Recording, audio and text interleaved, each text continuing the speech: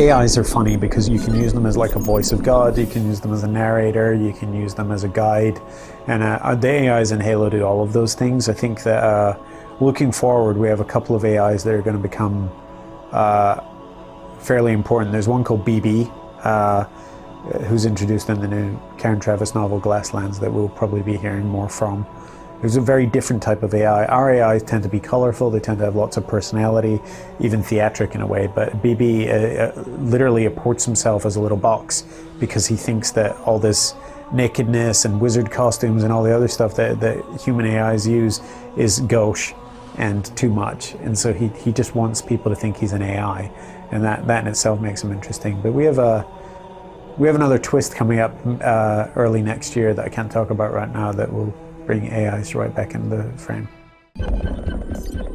When we were making Halo 2, we needed to add another species. And you do this, you had weapons, you had vehicles, you had species. And the elites are kind of elegant and samurai-like. You know, they have a very rigid moral and battle code. We wanted the antithesis of that could still be a danger. And so we made big hulking brutes, and that's literally what they're called. So yeah, they're giant space jerks. What is the Covenant now in 2553? I mean, Karen Traviss's novel Glassland definitely explores how fragile a civilization that was, and what happens when, in the absence of faith, what do people scrabble for? And that's going to be an interesting part of the Covenant's future, but we're absolutely not done with the Covenant yet. There's a lot more to tell about their story. Dr. Halsey. She's back in Glasslands as well. I don't want to just keep talking about Glasslands, but she's very central to the core of that story. And somebody online was complaining that we were treating Halsey as if she was evil and mean-spirited and not appropriately recognizing that she'd saved humanity by building the Spartan program. But they're forgetting that she didn't build the Spartans to fight the Covenant. They came along later. She built Spartans to quell human political dissent, and also because she was curious. She was curious about genetics and curious about human potential. She didn't do it for the reasons people think she did. So yeah, she's a deep character.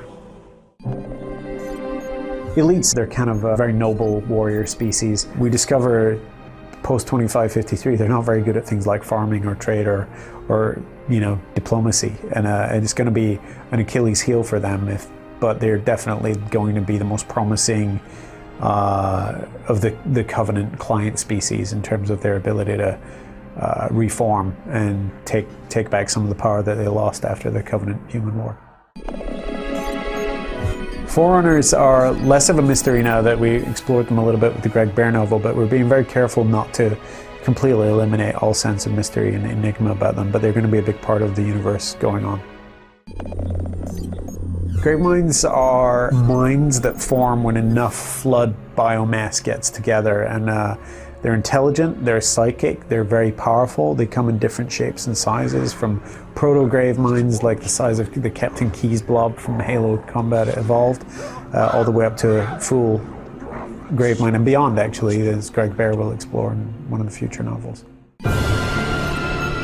Halos. There were 7 Halos to begin with. We blew one up, and then we blew up its replacement again. So there are still 6 extant Halos in the galaxy, primed and ready to fire, because we never diffused that fuse. So.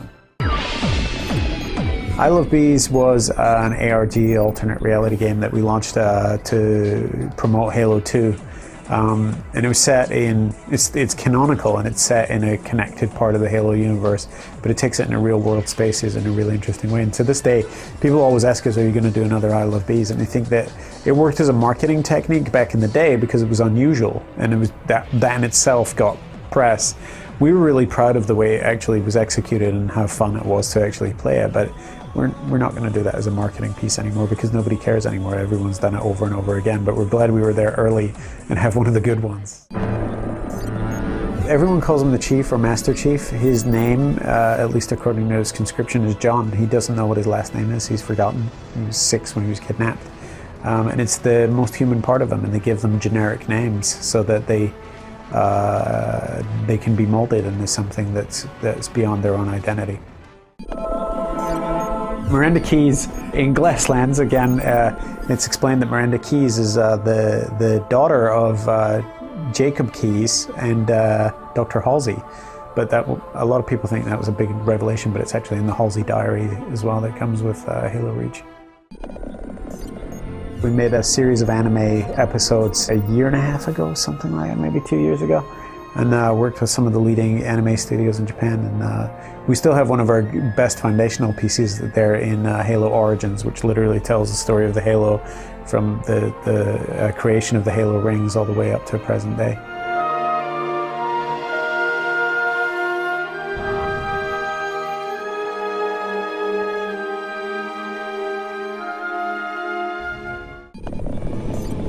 There's actually a bunch of Norse mythology woven into our game, but Mjolnir armor is the Mark II Mjolnir armor through Mark.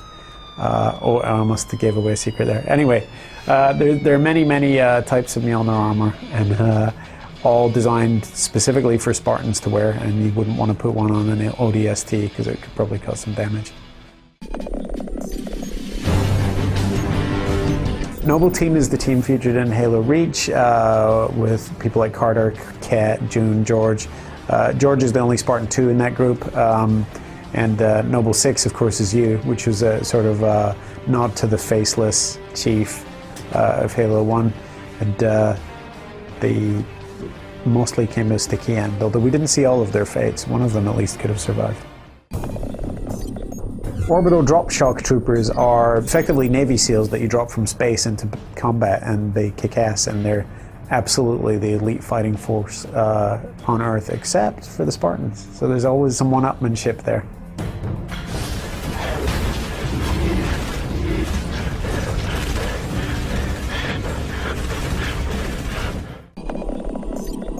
Profits are on the downturn right now because it was revealed that almost everything they said was a crock of pooey, and the entire Covenant was sundered by that revelation when it became apparent that the prophets were using the appearance of a forerunner religion to simply control the destiny of the Covenant and control their own power base.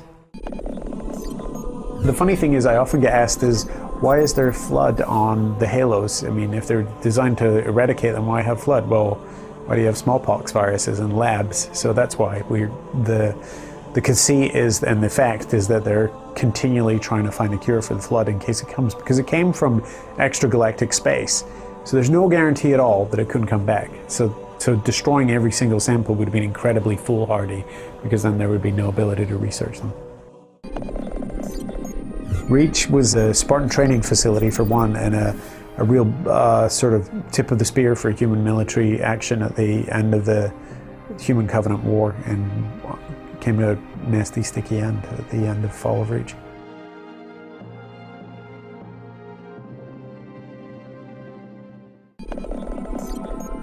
Spartan program. So Spartan 2s are actually the second type of Spartan.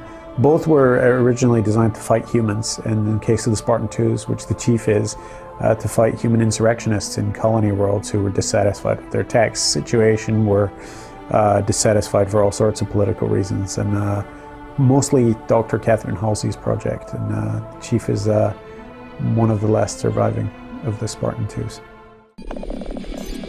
The Arbiter, we talked a lot about the Arbiter. He actually takes the role of a diplomat in Glasslands, and so we get to find out a little bit more about him, but more importantly, his reputation and his role in the future of the elite society. The UNSC is it's funny because we haven't actually very deeply defined what it is. We know what it is internally, but we haven't talked a lot about its structure and its makeup. It's a military government. It's headquartered and based in Earth.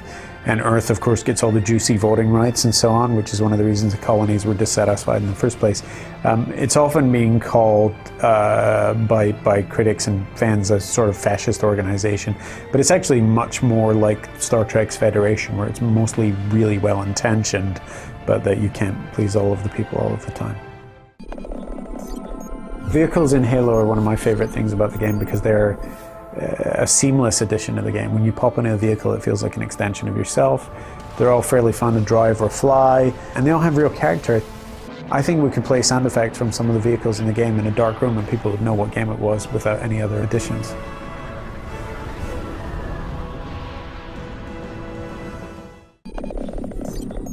Waypoint is the original name for the Ark in Halo 3, which is the big Halo manufacturing facility, but has since morphed into both our online presence for Halo, for stats and community and culture and so on, but it's also a part of the UNSC communications system throughout the galaxy. If you want to send a letter home to Earth from a distant world, then you'll do it via Waypoint. Xbox Live was out a long time before Halo 2 came out, actually, and I think a lot of people sort of misremember that they came out simultaneously, but there were games like Mech Assault preceded us. But Xbox Live was the real sort of push forward for the Halo online experience, obviously. And solving for peer-to-peer, solving for matchmaking, solving for skill approximation were all things that Halo 2 did really well.